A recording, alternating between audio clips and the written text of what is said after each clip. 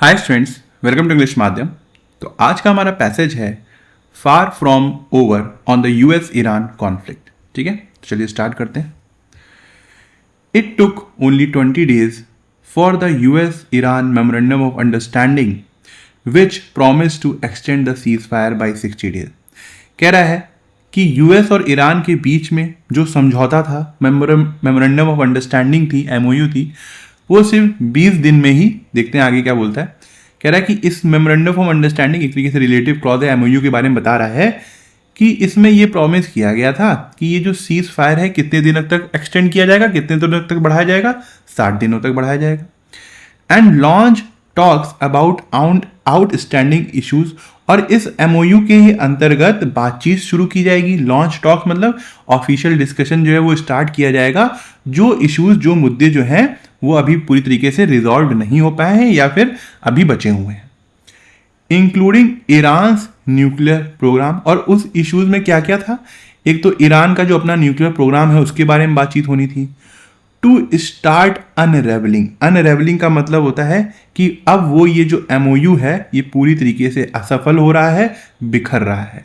देखो यहां से यहां तक जो ना ये रिलेटिव क्लॉज है पूरा, जिसके बारे में एमओयू के बारे में बताया गया है और जो इश्यूज थे उसके बारे में बताया गया है। अब इसको यहां से डायरेक्टली यहां से पढ़ो। अंडरस्टैंडिंग टू स्टार्ट अनरेवलिंग मतलब जो सिर्फ 20 दिन लगे यूएस और ईरान का जो एमओयू था उसको बिखरने में, टूटने में।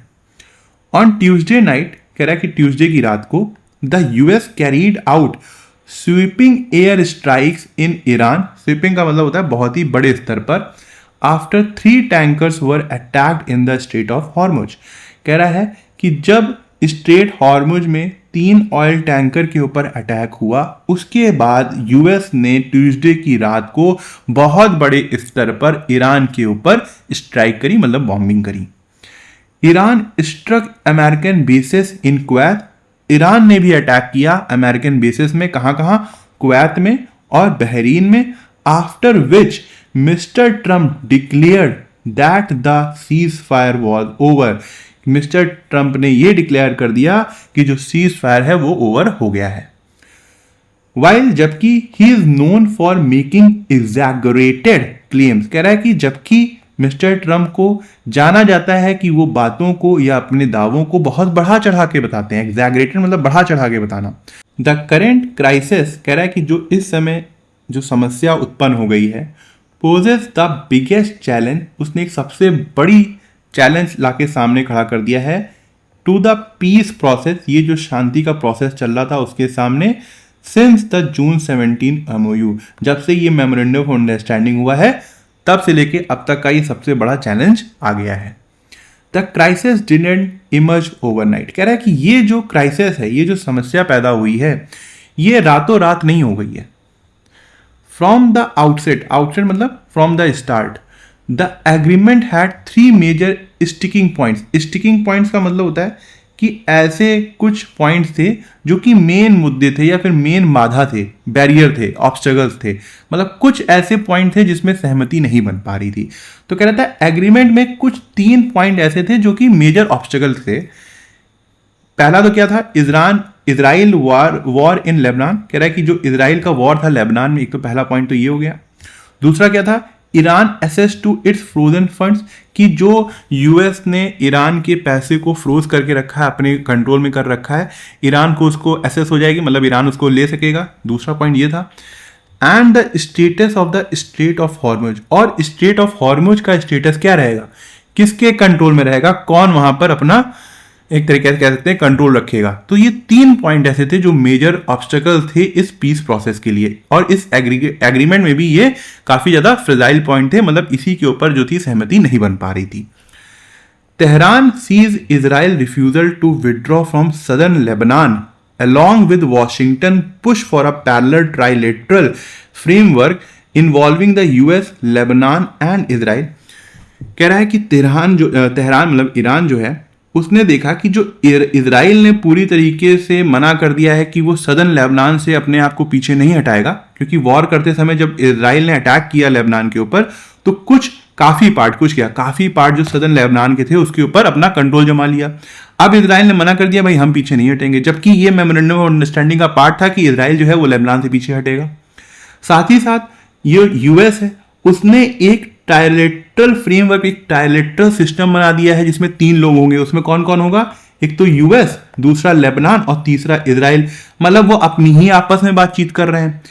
As violation of the spirit of the MOU, इसी वजह से जो तेहरान था, ईरान जो है, उसने ये सब चीजें देखी तो उसने देखा कि भाई ये जो मेमोरेंडम ऑफ अंडरस्टैंडिंग हुई है, इसकी जो स्पिरिट थी, मतलब इसके जो मेन, एक कह सकते हैं कि जो मेन मुद्दे थे उसी का ही वायलेशन हो गया है, उसी का ही उल्लंघन कर दिया गया। तो मतलब क्या रह गया? And despite talks Iran has yet to access to its frozen fund. कह रहा है कि बातों के बावजूद भी, जो इतनी बातें चल रही हैं उसके बावजूद भी, जो ईरान है अभी भी उसको एक तरीके से फ्रोजन फंड जो उसके हैं उसमें एसेस नहीं मिला है। मतलब ईरान ने अभी भी अपना जो यूएस ने कंट्रोल करके रखा है इनका पैसा, उसको अभी दिया नहीं है। Finally Iran appears determined to assert control over the state. कह रहा है कि फाइनली अब ऐसा लग रहा है कि ईरान ये चाहता है, पूरी तरीके से डिटरमाइंड हो गया है, मतलब अब वो इस मामले से हटेगा नहीं, कि वो अपना पूरा कंट्रोल, असर्ट कंट्रोल का मतलब होता है कि वो अपना पूरा अधिकार जताए किसके ऊपर? स्ट्रेट ऑफ हॉर्मुज के ऊपर। It has opened a safe passage route. इसी वजह से ईरान ने क्या किया कि स्ट्रेट हॉर्मुज, मतलब ये यहां से है, ठीक है, ये स्ट्रेट ऑफ हॉर्मुज है, तो ईरान का बॉर्डर यहां पड़ता है मान लो, तो उसने एक पैसेज, सेफ पैसेज दे दिया कि भाई यहां से कोई सब लोग जो है अपना माल लेकर जा सकते हैं अलोंग इट कोस्ट, उसके कोस्ट के पास में। वाइल जबकि the US is backing an alternative route along Oman coast. कह रहा है कि जबकि जो यूएस है वो एक दूसरे रूट को, मतलब दूसरे रास्ते को सपोर्ट कर रहा है जो कि ओमान कोस्ट के पास पड़ता है। अब मान लो यहाँ पे ओमान है, यहां से एक दूसरा रास्ता जा रहा है, अरे भाई चैनल तो बहुत बड़ा है ना, तो रूट जो होते हैं वो चैनल अलग अलग होते हैं, तो यहां से एक रास्ता जा रहा है, तो यूएस इसके ऊपर कंट्रोल रख रहा है, ईरान इसके ऊपर कंट्रोल रख रहा है। Iran fears that the US is trying to strip away the leverage it established over the strait during the war। कह रहा है कि ईरान को एक तरीके से डर ये लग रहा है कि यूएस जो है वो स्ट्रिप अवे का मतलब होता है कि किसी चीज को छीन लेना, है ना, कि उसको ये लग रहा है कि जो उसका एडवांटेज था, लेवरेज था, जो उसने स्ट्रेट ऑफ हॉर्मुज के ऊपर पाया था वॉर के दौरान, कहीं वो एडवांटेज यूएस ईरान से छीन ना ले by promoting an alternative route. और किस तरीके से छीन सकता है? क्योंकि जो यूएस है वो प्रमोट कर रहा है अल्टरनेटिव रूट को, तो वही कह रहा है कि ऐसा ना हो कि ये जो अल्टरनेटिव रूट, जो अलग सा रास्ता प्रमोट कर रहे हैं, सपोर्ट कर रहे हैं, कहीं मेरा जो एडवांटेज है वो छीन ना ले। The US doesn't want Iran to emerge as the sole custodian of a strategic waterway. कह रहा है कि यूएस ऐसा नहीं चाहता है कि ईरान ही अकेला कंट्रोलर हो। सोल कस्टोडियन का मतलब है कि सिर्फ एकमात्र मालिक हो या फिर गार्जियन हो किसका? इस रणनीतिक रास्ते का, वाटरवे का। These conflicting positions trigger skirmish. Skirmish मतलब होता है कि छोटी मोटी जो क्या कहते हैं झड़पें होती हैं या सेनाओं के बीच में। तो कह रहा है कि ये जो कॉन्फ्लिक्टिंग पोजीशंस थी, मतलब ये जो विवादित या कह सकते हो अपोजिंग व्यू पॉइंट से दोनों की तरफ से, इसने ही इस झड़प को स्टार्ट किया है। फर्दर अंडरमाइनिंग द एमओयू, और ये जो मेमोरेंडम ऑफ अंडरस्टैंडिंग हुआ था उसको और ज्यादा कमजोर कर रहा है। अंडरमाइन मतलब क्या होता है? कमजोर करना। What mister Trump who senses strategic defeat.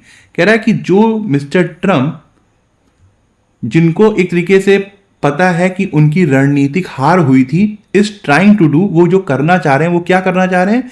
Is to mount economic and military pressure on Tehran to change its position on the strait. वो ये चाह रहे हैं कि आर्थिक और मिलिट्री प्रेशर जो है तेहरान के ऊपर बढ़ाया जाए, ताकि तेहरान का जो पोजीशन है, स्ट्रेटजिक रणनीतिक पोजीशन है स्ट्रेट ऑफ हॉर्मुज के ऊपर, वो चेंज हो जाए, मतलब बदल जाए।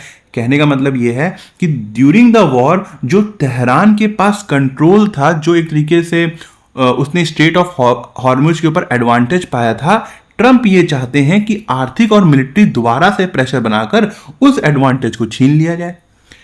He can continue his air campaign. Air campaign का मतलब है एयर बॉम्बिंग। तो कह रहा है कि ट्रंप जो है वो अपनी एयर बॉम्बिंग कर सकते हैं जितना करना चाहें, but his years long maximum pressure and 40 days of bombing have done little to alter Iran negotiating position. कह रहा है कि ये जो साल भर से लगातार प्रेशर बनाए जा रहे हैं और 40 दिन जो यूएस और इजराइल ने मिलकर बॉम्बिंग करी थी, उसका शायद ही कोई फर्क पड़ा है ईरान के निगोशिएटिंग पोजीशन में। मतलब इन सब चीजों का शायद ही ना के बराबर, देखो लिटिल लिखा हुआ है ना के बराबर बिल्कुल भी इफेक्ट नहीं पड़ा है ईरान की जो पोजीशन है उसके ऊपर। If he returns to war over Hormuz, अगर यूएस दोबारा वॉर की तरफ लौटता है स्ट्रेट ऑफ हॉर्मुज के ऊपर, Iran stance on its nuclear program still unaddressed would only get harden, कि जो स्टांस है ईरान का न्यूक्लियर प्रोग्राम को लेकर, अपने जो उसका न्यूक्लियर प्रोग्राम है जो कि अभी भी सुलझा नहीं है, स्टिल अनएड्रेस्ड है, वो और ज्यादा हार्डेंड हो जाएगा, और ज्यादा मजबूत हो जाएगा। मतलब ईरान जब ये सब पोजीशन देखेगा तो उसको ये लगेगा भाई अब तो मेरे पास न्यूक्लियर पावर होना मुझे जरूरी है ही, मुझे चाहिए न्यूक्लियर बम। मतलब और ज्यादा उनकी जो स्टांस होगा वो और ज्यादा मजबूत हो जाएगा। इफ वॉर रिज्यूम्स, अगर वॉर स्टार्ट होता है, it would be a bad news for the whole West Asia region, तो ये बहुत ज्यादा खराब न्यूज होने वाली है पूरे वेस्ट एशिया रीजन के लिए, and the entire global economy, पूरे विश्व की अर्थव्यवस्था के लिए। Mister Trump is at a strategic dead and. Strategic dead and मतलब ना तो फायदा हो रहा है ना तो नुकसान हो रहा है, एक ही पोजीशन में फंस गए, एक ही रणनीतिक स्थिति में फंस गए। कह रहा है मिस्टर ट्रम्प जो है, जो कि एक तरीके से स्ट्रेटजिक डेड एंड के ऊपर खड़े हुए हैं। इंस्टेड ऑफ डिगिंग डीपर, बजाय इसके कि ये मामले को और ज्यादा खराब करें, और ज्यादा चीजों को खराब कर दें, should stick to his way out road map, उनको उसी तरीके पे लगा रहना चाहिए जिससे इस समस्या से बाहर निकला जा सकता है। और वो क्या है? द मेमोरेंडम ऑफ अंडरस्टैंडिंग, मतलब जो एमओयू साइन किया गया था वो उसी में ही एक तरीके से लगे रहें, और जो सीज फायर जो था उसको ही एक्सटेंड करें, बातचीत करते रहें। ऐसा ना करें कि ये वॉर स्टार्ट करके अपने आप को और ज्यादा गहराई में डाल दें। An obstacle in the peace, कह रहा है कि शांति में जो बैरियर आ रहा है, जो बाधा आ रही है पीस प्रोसेस में, is the complete absence of trust. वो क्या है कि दोनों ही देशों के बीच में बिल्कुल भी विश्वास नहीं है। मिस्टर ट्रम्प पब्लिक टायरेट, कह रहा है कि मिस्टर ट्रम्प के जो बहुत ज्यादा तीखी आलोचना वाले भाषण होते हैं, एंड अब्यूजर, ये जो गालियां देते हैं अगेंस्ट ईरान लीडरशिप, जो ईरान की लीडरशिप है उनके खिलाफ, एंड हाइपरबोलिक थ्रेट मतलब मिसाइल के जो धमकी देते रहते हैं, which are detach from the ground realities, जिसका कोई भी मतलब नहीं है ग्राउंड रियलिटी से। मतलब वो जितनी बातें बोलते हैं, गालियां देते हैं, बुरी बातें कहते हैं, उसका ग्राउंड रियलिटी से किसी भी तरीके का मतलब नहीं है। Are not helping his cause, किसी भी तरीके से ये सब चीजें मिस्टर ट्रम्प को स्ट्रेटजिक जो जिस रणनीतिक स्थिति में वो खड़े हुए हैं किसी भी तरीके से मदद नहीं करने वाला है।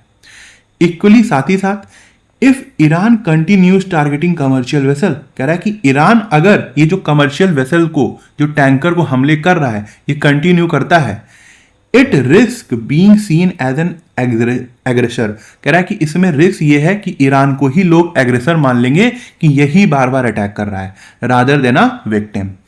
Both sides should address the trust deficit, कह रहा है कि दोनों ही साइड्स को, चाहे वो ईरान हो गया या यूएस हो गया, ये जो विश्वास की कमी है इसको सॉल्व करना चाहिए।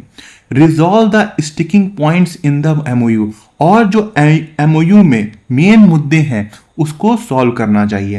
And begin serious talks about the outstanding issue, और बात को दोबारा से शुरू करना चाहिए जो मुद्दे अभी बचे रह गए हैं, फॉर अ फाइनल सेटलमेंट। ठीक है। According to the passage, which of the following statement is true, कौन सा स्टेटमेंट जो है वो ट्रू है? The 40 days of continuous air campaigns transform Iran long standing negotiating parameters, कह रहा है कि जो 40 दिन लगातार बॉम्बिंग करी गई उससे ईरान का जो बहुत समय से जो उनके निगोशिएटिंग पॉइंट्स थे, पैरामीटर थे, वो चेंज हो गए? नहीं। The recent military skirmish emerge immediately without any pre existing underlying disputes over regional access, कह रहा है कि ये जो हाल ही में मिलिट्री झड़प स्टार्ट हो गई है वो पहले कोई भी ऐसा डिस्प्यूट नहीं था, बस अचानक से हो गई है? नहीं। The competing navigation channels proposed along different coastlines serve as a major point of friction between the two nations। हाँ, ये जो दो चैनल, एक तो ईरान के द्वारा स्टार्ट किया गया है और एक यूएस के द्वारा स्टार्ट किया, ये दोनों ही आपस में एक दूसरे को अपोज कर रहे हैं और मेजर पॉइंट है इस झड़प का। तो सी हमारा आंसर है। विच of the following best describes one of the main ideas discussed in the passage. कौन सा जो स्टेटमेंट है जो मेन आइडियाज को दर्शा रहा है? The collapse of the cease fire stems from deep rooted unaddressed structural disputes and a total lack of mutual trust। पहले ही सही लग रहा है। कह रहा है कि ये जो सीज फायर खत्म हुआ है ये इस वजह से है क्योंकि कुछ विवाद ऐसे रह गए जो कि सॉल्व नहीं हुए, और दूसरी बात है दोनों ही पार्टियों के बीच में म्यूचुअल इंटरेस्ट नहीं है, भरोसा नहीं है। External trilateral diplomatic frameworks have successfully resolved the issue of Iran access to its frozen funds। कह रहा है ये जो क्या कहते हैं ट्राइलेटरल डिप्लोमेटिक सिस्टम बना है जिसमें 3 देश हैं, उसने पूरी तरीके से सफलतापूर्वक जो ईरान का इशू था कि उसको उसके फ्रोजन फंड्स नहीं मिल रहे हैं उसको सॉल्व कर दिया है। नहीं, renewed war over the strategic waterway will force Iran to compromise on its nuclear program. कह रहा है कि जो वॉर स्ट्रेटेजिक वाटरवे में स्टार्ट हो गया है वो एक तरीके से ईरान को फोर्स करेगा, मजबूर करेगा कि वो अपना न्यूक्लियर प्रोग्राम छोड़ दे। ऐसा भी नहीं है। Escalating economic and military pressure is a highly effective mechanism to alter long-standing state negotiating stances। कह रहा है कि अगर हम आर्थिक और मिलिट्री प्रेशर बढ़ाते हैं तो जो ये एक तरीके से सबसे बेस्ट तरीका है अगर हमें किसी की जो बहुत समय से जो नेगोशिएटिंग स्टांस है, मतलब जो वो एक जिद बनाकर बैठा हुआ है कोई कंट्री, तो उसको चेंज करने में सबसे बेस्ट तरीका है। नहीं, तो ये हमारा आंसर है। Which of the following views does the author fully support in the passage? कौन सा स्टेटमेंट है जो पैसेज जो ऑथर जो है सपोर्ट करेगा?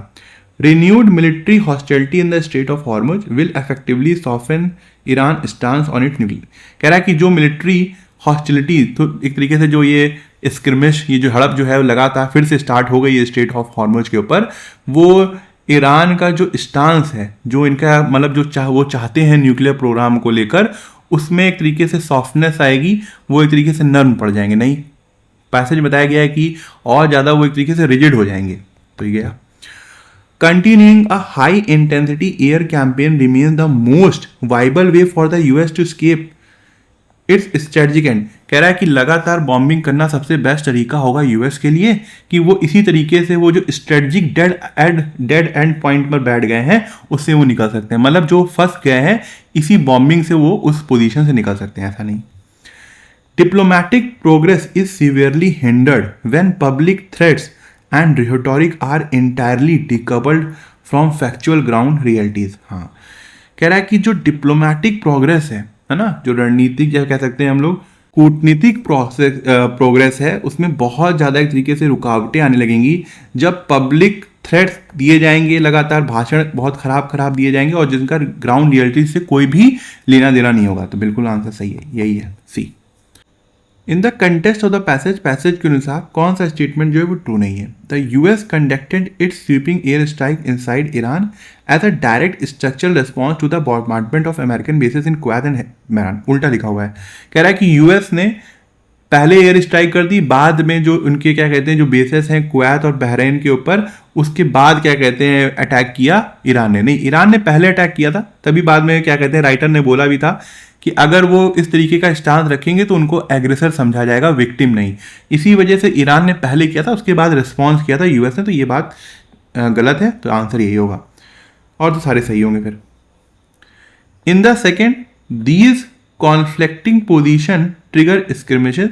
कह रहा है कि ये जो विवादित पोजीशन है, कॉन्फ्लिक्टिंग पोजीशन है, इसी वजह से ये झड़प स्टार्ट हुई, जो कि सेकेंड पैराग्राफ में था। What two specific development is the author referring to. किस ये जो कॉन्फ्लिक्टिंग पोजीशन बता रहा है ऑथर, किस मतलब कौन सी ऐसी पोजीशन थी या कौन सी ऐसी बात थी जिसको वो रेफर कर रहा है, जिसको वो इस तरीके से संकेत दे रहा है उसकी तरफ। Mister Trump launching targeted air strike on inland targets and Iran striking back at US naval carriers in the Mediterranean. नहीं। Iran establishing a dedicated navigation route along its own coastline and the US promoting an alternative route along Oman coast। हाँ, यही एक conflicting position है जिसकी वजह से ये झड़प स्टार्ट हो गई, क्योंकि स्ट्रेट ऑफ हॉर्मुज में इनका ईरान का अपना जो वाटर वे था वो एकदम अलग था, है ना, वो उनका अलग चल रहा था और यूएस ने एक अलग बना दिया था। तो इसी में एक कॉन्फ्लिक्ट आ गया कि भाई ऐसा तो नहीं है कि हमारी जो पोजीशन है, जो हमारा लेवरेज है, वो कहीं हमसे यूएस छीन ना ले। इसी वजह से अटैक हो गया, इसीलिए इन्होंने वेसल के ऊपर अटैक कर दिया और फिर यूएस ने रेस्पॉन्स में उनके ऊपर अटैक कर दिया। तो बी जो है हमारा आंसर है। ठीक है, ये आज का क्लोज टेस्ट है। ठीक है, एक बार पढ़ के देखो फिर स्टार्ट करते हैं, थोड़ा सा लेंदी है। The dash hills of Kerala Wayanad district turned into the theater of yet another weather-induced disaster when a heavy downpour on July 7 triggered। कह रहा है कि जो वायनाड डिस्ट्रिक्ट है केरल का, वो एक तरीके से फिर से वहाँ पे बहुत ज़्यादा तबाही जो है वो देखने को मिली, जब बहुत ज़्यादा बारिश, बहुत तेज़ मूसलाधार बारिश वहाँ पे 7 जुलाई को हुई, जिसकी वजह से क्या हुआ, what looked like a debris slide at the entrance of the under construction twin tunnel at kalari in Meppadi panchayat, कि जो बहुत ज़्यादा बारिश हुई उसने एक तरीके से लैंडस्लाइड, जो डेब्रिस था वो स्लाइड होकर जो एक अंडर कंस्ट्रक्शन टनल बन रही थी वहाँ पे, कहाँ पे, कलाड़ी में, तो उसके एंट्रेंस जहाँ पे लोग घुसते हैं वहीं पे पूरा एक डेब्रिस जो कहते हैं मलबा जो है आकर स्लाइड होकर गिर गया। तो एक तरीके से वहाँ पे लैंडस्लाइड हो गई। ठीक है, क्या होना चाहिए यहाँ पे, वोलाटाइल। वोलाटाइल का मतलब होता है अनस्टेबल। फ्रेजाइल का मतलब होता है जो बहुत ज़्यादा वीक हो। एग्जॉस्टेड, थका हुआ, कोई मतलब नहीं आ रहा है। स्टैंडर्ड, कोई मतलब नहीं है। इसमें कन्फ्यूजन आएगा कि वोलाटाइल होगा, फ्रेगाइल होगा, फ्रेजाइल होगा। भाई जहाँ पे लैंडस्लाइड हुई है तो एक तरीके से वो कमज़ोर हिल का एरिया है। ठीक है, वोलाटाइल मतलब एक अनस्टेबल या अस्थिर चीज़ होती है, तो वोलाटाइल उतना कंटेस्ट मीनिंग दे नहीं रहा है। फ्रेजाइल हिल्स बोल सकते हैं, क्यों, क्योंकि वहाँ पे पत्थर जो होंगे वो लूज होंगे या पूरी हिल जो है वो काफ़ी कमज़ोर होगी, इसकी वजह से जब मूसलाधार बारिश हुई तो वहाँ पे लैंडस्लाइड हो गई। तो बी हमारा आंसर है। Dash of Chooralmala which was wrecked by massive landslide 2 years ago। कह रहा है कि ये जो घटना हुई वो कहाँ पे हुई, चूरमला के आसपास हुई, जो कि 2 साल पहले यहाँ पर भी बहुत बड़ी लैंडस्लाइड आई थी और बहुत तबाही मची थी। ठीक है, इन द डैश ऑफ चूरमला क्या होना चाहिए, पेरीफेरी। पेरीफेरी का मतलब होता है कि जो आउटर एज होता है, मतलब ये मान लो ये बाउंड्री है, तो ये जो एरिया है इसको हम बोलेंगे। ठीक है, बाउंड्री मतलब समझ ही रहे हो, पूरी बाउंड्री हो गई। डिस्टेंस कोई मतलब नहीं आ रहा। विकनिटी, विकनिटी का मतलब होता है आसपास का एरिया, मान लो ये है चूरमला है, तो इसके आसपास के कुछ आसपास का जो एरिया होगा वहां पे लैंडस्लाइड आई है। तो क्या मीनिंग बेस्ट आएगा, विकनिटी ज़्यादा अच्छा आ रहा है ना, कि इन द विकनिटी मतलब जो आसपास का एरिया है वहीं पे आया है। तो डी हमारा करेक्ट आंसर होगा।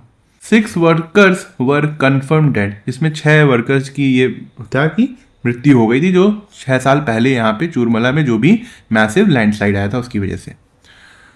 The Kerala government has suspended construction work. अब केरल गवर्नमेंट ने क्या किया कि जो काम चल रहा था वहाँ पर, जो अंडर कंस्ट्रक्शन टनल थी, तो उसमें जो काम चल रहा था उसको क्या कर दिया, स्थगित कर दिया, until the completion of a comprehensive dash into the causes, कि जब तक पूरी एक तरीके से क्या ना हो जाए कि ये जो भी चीज़ हुई है इसके कारण सामने ना आ जाए, कॉम्प्रिहेंसिव ऑडिट ना हो जाए, या इंक्वायरी ना हो जाए, प्रोब ना हो जाए, प्रीव्यू ना हो जाए। ऑडिट जो होता है वो फाइनेंशियल पैसों के लिए होता है। ठीक है, फाइनेंशियल ऑडिट होता है, तो उसका कोई मतलब नहीं आ रहा है। प्रीव्यू का मतलब होता है कि पहले से ही, जैसे नहीं होता कहीं प्रीव्यू जो होता है, जैसे छोटा सा एक समरी टाइप की, एक मूवी की समरी दिखा दी जाती है, तो ये भी नहीं होता। अब बात आती है इंक्वायरी की, प्रोब की। देखो इंक्वायरी का मतलब क्या होता है, ये ऑफिशियल इन्वेस्टिगेशन होता है, मगर जब बहुत ज़्यादा कुछ राज छुपे हों किसी चीज़ में, मान लो कोई करप्शन हुआ हो या फिर सही से काम ना हुआ हो, तो इसकी वजह से कुछ हो गया हो, ये घटना हो गई हो, जो लैंडस्लाइड, मान लो ऊपर का जो मलबा है वो किस वजह से ढीला रह गया, वहाँ पे काम क्या सही से नहीं हो रहा था क्या, जैसा प्लान किया गया था वैसा नहीं हो रहा था, तो इंक्वायरी उतना अच्छा नहीं लगेगा यहाँ पे कंटेक्स्ट के हिसाब से। यहाँ पे प्रोब आएगा, क्यों, क्योंकि एक तरीके से कुछ सीक्रेट बाहर आएंगे। जब कॉम्प्रिहेंसिव प्रोब होगा, प्रोब का मतलब हो गया एक गहरी जांच होगी, डीप इन्वेस्टिगेशन होगा, तब चीज़ें सामने आएंगी कि किस वजह से ऐसा हुआ। ठीक है, तो सी यहाँ पे सही है। एंड तो completion of a comprehensive probe into the causes and whether the work complied with the condition. कह रहा है कि क्या मतलब ये जो काम हो रहा था, जो कंडीशन सेट की गई थी एक्सपर्ट अप्रेजल कमिटी द्वारा, जो कि union ministry of environment and forest and climate change के अंतर्गत आती है, तो क्या उसी कंडीशन के हिसाब से काम हो रहा था कि नहीं हो रहा था, इसकी भी जांच होगी। While granting environmental clearance for the project, कह रहा है कि जब ये पूरी कमेटी थी, जब इसने इस प्रोजेक्ट को क्लियरेंस दी थी, तो जो कंडीशन सेट की गई थी, तो क्या उसके हिसाब से काम हो रहा था या नहीं हो रहा था। ठीक है। Ever since the great floods of 2018, Mepadi Panchayat, which is over 7,000 feet above sea level, has witnessed severe climate-induced catastrophes. कह रहा है कि 2018 में जो सबसे बड़ा फ्लड, ग्रेट फ्लड्स आए थे, तब से मेपाडी जो कि 7,000 अबव है सी लेवल से, उसमें बहुत से क्लाइमेट इंड्यूस जो तबाही है उसको देखा है। Landslides hit the Puthumala area in 2019, कह रहा है कि लैंडस्लाइड जो है पुथुमला एरिया 2019 में आया था। Within hours of an equally lethal landslide across the hills in Kavalpur in Malappuram district, कह रहा है कि कुछ ही घंटों में उतना ही घातक एक लैंडस्लाइड जो है वो कवलपुर के आसपास की जो हिल्स हैं वहां पे आया था, जो कि मलापुरम डिस्ट्रिक्ट में है। Environmentalists therefore made an impassioned dash against the 2100 crore approximately 8.73 kilometer long twin tunnel road linking Anakampuil in Kozhikode to Mepadi, flagging it as a recipe for disaster. तो कह रहा है कि वहाँ पे कुछ जो पर्यावरण के लोग थे, इन्वायरमेंटलिस्ट थे, उन्होंने एक तरीके से इम्पैशन मतलब जोरदार एक तरीके से रिक्वेस्ट करी होगी या प्रोटेस्ट किया होगा। देखते हैं क्या आ सकता है यहाँ पर, कि ये 2100 करोड़ का जो प्रोजेक्ट बनने जा रहा था टनल रोड के, उसके खिलाफ। ठीक है, क्या होना चाहिए यहाँ पे। अब इम्पैशन प्रोटेस्ट, देखते हैं सबसे बेस्ट ऑप्शन क्या हो सकता है। Appeal, demand, plea. ठीक है, कभी कभी क्या होता है, कोलोकेशन होता है कि एक तरीके से किस कंटेक्स्ट में कौन सा वर्ड ज्यादा बढ़िया आ रहा है उसको लगाते हैं। अब प्रोटेस्ट, यहाँ पे अगर कोई और वर्ड ना होता तो प्रोटेस्ट जा सकते थे, मगर अभी प्रोटेस्ट नहीं जाएंगे। अपील, क्योंकि पहले क्या होगा, इन्वायरमेंटलिस्ट हैं, कोई गुंडे थोड़ा है कि हमेशा प्रोटेस्ट करते हैं, क्योंकि जो चीज पास हो गई उसको रोकने के लिए आप रिक्वेस्ट कर सकते हो। अब बात आती है अपील की। अपील जो होता है वो तुरंत एक अर्जेंट रिक्वेस्ट की तरह होता है कि तुरंत काम हो जाए, तो इस तरीके का भी मीनिंग नहीं आ रहा है। डिमांड भी अगर कोई वर्ड ना होता, जैसे फोर्सफुल एक रिक्वेस्ट होती है, एक मांग होती है कि भाई करो ही करो। हालांकि ऐसा होता नहीं है हर बार कि हमेशा आपकी डिमांड पूरी हो, ये कोई विद्रोह नहीं चल रहा है। वहां पे इन्वायरमेंटलिस्ट का ग्रुप है जो कि एक तरीके से प्रोफेशनल तरीके से काम करता हुआ। ऐसा नहीं है कि हमेशा सड़क पे बैठ गए और डिमांड करने लगे अपनी, जब तक नहीं हो रहा है तब तक अनशन कर रहे हैं, ऐसा नहीं होता है। तो ये भी नहीं आना। यहाँ पे प्ली जो है, प्ली का मतलब होता है लीगल रिक्वेस्ट, एक तरीके की रिक्वेस्ट होती है, नोटिस लिखा जाता है, बार बार सरकार को लीगल रिक्वेस्ट की जाती है, हो सकता है कोर्ट भी चले जाएं। तो कह रहे हैं कि जो इन्वायरमेंटलिस्ट थे उन्होंने एक जोरदार एक लीगल रिक्वेस्ट करी थी इस 2100 करोड़ के खिलाफ। तो यहाँ पे बेस्ट क्या आ रहा है, plea, impassion plea against the 2100 crore. और क्योंकि उनका मानना था कि ये डिजास्टर के लिए एक तरीके से रिसेप है, कि आप मतलब कह रहे हो कि हाँ, कि क्या कहते हैं, इतना बड़ा डिजास्टर हो जाए अगर आप टनल वहां पे काटोगे। भाई क्या होगा, एक पहाड़ से जब टनल काटोगे तो यहां से तरीके, यहाँ की जो ऊपर की मिट्टी ना वो ढीली हो जाएगी, और जब जब बारिश होगी तब तब लैंडस्लाइड आएगा, तो उससे बहुत तबाही हो जाएगी। It was instead fast track, कह रहा है कि इसके बजाय ये जो काम था और तेजी से स्टार्ट हो गया, मतलब इस प्रोसेस को, ये जो टनल बनाने वाला प्रोसेस था उसको और तेजी से करने लग गए वो लोग। citing the need for accelerated mobility for the people of Wayanad which doesn't have tertiary care facility। और उनका कहना ये था कि भाई ये काम इसलिए तेजी से किया जा रहा है क्योंकि वायनाड के लोगों के पास टर्शरी केयर फैसिलिटीज नहीं, मतलब हॉस्पिटल्स नहीं है अच्छे ऑपरेशंस के लिए। इस वजह से अगर ये काम हो जाएगा तो वो आसानी से उस जगह जा पाएंगे जहाँ पे ये जो टर्शरी केयर फैसिलिटीज है वो अवेलेबल है। इन अप्रैल दिस ईयर, कह रहा है इस साल अप्रैल में, the supreme court cited the project national importance. Supreme court ने भी कहा कि भाई प्रोजेक्ट की जो है वो राष्ट्रीय इंपॉर्टेंस बहुत ज्यादा है, एंड रिजेक्टेड द वायनाड प्रकृति संरक्षण समिति प्ली टू हॉल्ट इट। देखो प्ली आया, तो वही चीज है कि जो वायनाड की प्रकृति संरक्षण समिति थी उसकी जो रिक्वेस्ट थी, लीगल रिक्वेस्ट थी, उसमें रोक लगा दी। The group is planning to seek a review dash the order. अच्छा, अब जब ये घटना हो गई है तो वो जो ग्रुप है, क्योंकि आप जो सुप्रीम कोर्ट का ऑर्डर होता है एटलीस्ट उसमें रिक्वेस्ट तो कर ही सकते हो ना कि सर मान लो 5 बेंच की डिसीजन आया तो एक बार आप देख लीजिए भाई, 7 बेंच जो है उससे बड़ी बेंच जो है उस डिसीजन को चेंज कर सकती है। तो कह रहे हैं एक बार जो समीक्षा है उस ऑर्डर की दोबारा से हो जाए। तो क्या हो सकता है, review on the order. On the order नहीं आता, जैसे रिव्यू ऑन द मूवी होता है, मूवी की रिव्यू तो मीनिंग आता है। रिव्यू फॉर द ऑर्डर, देखो फॉर जब लगाते हैं जब कोई एम होता है, रिव्यू फॉर एग्जाम्स नहीं हो सकता। रिव्यू बाई द कोड कर सकते हैं हम लोग, मगर बाई द ऑर्डर नहीं होगा। तो review of the order, order का रिव्यू, ऑर्डर की समीक्षा, तो डी हमारा आंसर होगा। ठीक है, अब ये है पहला नंबर, एक बार खुद से ट्राई करो, तब तक मैं यहां पे ऑप्शन लिख देता हूं। ठीक है, तो ये ऑप्शन लिखे हुए हैं, ये लेदर वाला मैंने पेन यूज कर लिया क्योंकि बहुत ज्यादा हौच पौच हो जाता है। देखो 2 ऑप्शन में क्या दिया हुआ है, 3 पहला सेंटेंस, और एक में 2 और एक में 1। देख लेते हैं पहले 1 वाला।